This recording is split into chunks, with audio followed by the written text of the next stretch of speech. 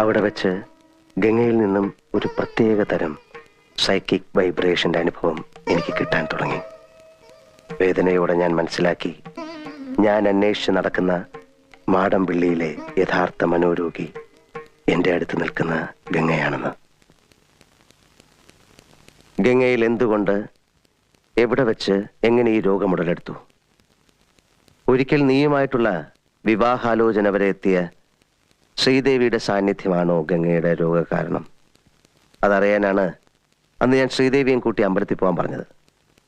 പക്ഷെ ഗംഗയ്ക്ക് അതൊരു പ്രശ്നമേ അല്ലെന്ന് എനിക്ക് വളരെ വ്യക്തമായി.